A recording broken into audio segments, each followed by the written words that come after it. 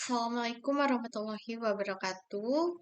Di sini saya Astri Aprianawati dengan NPM 233160009 akan membahas tentang sistem engineering dari materi kedua. Apa sih itu sistem? Sistem adalah sekumpulan elemen yang saling terhubung, memiliki batasan, dan konfigurasikan untuk menghasilkan perilaku tertentu demi mencapai hasil misi. Asal kata dari sistem dari Yunani dan Latin itu menghubungkan atau menyatukan. Jenis sistem itu ada dua. Yang pertama sistem perusahaan, organisasi formal, informal, pemerintah, perusahaan, divisi, proyek, dan lain-lain. Menggunakan engineer sistem untuk menyediakan produk dan layanan. Yang kedua ada sistem rekayasa, produk fisik yang dikembangkan dengan prinsip ilmiah dan teknik. Contohnya kendaraan, sistem manufaktur, komputer, bangunan. Struktur sistem terdiri dari perangkat keras, hardware, perangkat lunak, software, gas, input manusia, hierarki produk, subsistem, rakitan, komponen. Kapabilitas sistem yang diaktifkan oleh stimulus eksternal untuk melakukan aksi dengan level performa tertentu.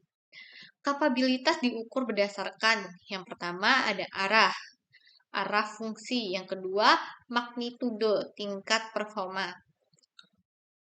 Selanjutnya ada lingkungan operasi sistem. Sistem harus beroperasi dalam lingkungan yang telah ditentukan. Misalnya ada darat, laut, udara, luar angkasa dengan kondisi suhu, kelembapan, dan getaran tertentu. Produk sebagai sistem, contohnya monitoring komputer, terdiri dari banyak komponen, merespon perintah pengguna dan menghasilkan output. Penggunaan bisa memberi input, misalnya melalui layanan sentuh untuk mengendalikan fungsi. Aplikasi multidisiplin melibatkan hardware, software, uji coba manusia, logistik, keandalan, menyatukan banyak bidang teknik untuk mengembangkan sistem berbasis kinerja. Apa sih engineering itu? Engineering adalah penerapan ilmu, matematika, dan sains untuk menciptakan solusi bagi kebutuhan manusia. Inti dari rekayasa adalah menciptakan suatu yang bermanfaat baik berupa produk, sistem, atau layanan dengan memperhatikan efisien, keselamatan, dan berkelanjutan. Ciri khasnya mengubah ide menjadi kenyataan, tujuan membuat hidup manusia lebih mudah, aman, dan efektif. Contoh hasil jembatan, komputer, aplikasi, sistem energi, dan transportasi. Apa sih itu sistem engineering? Sistem engineering adalah pendekatan teknik dan manajemen untuk mengembangkan sistem kompleks, memastikan semua komponen bekerja sama. Yang terakhir, mencapai tujuan pengguna misi dengan efisien dan terukur.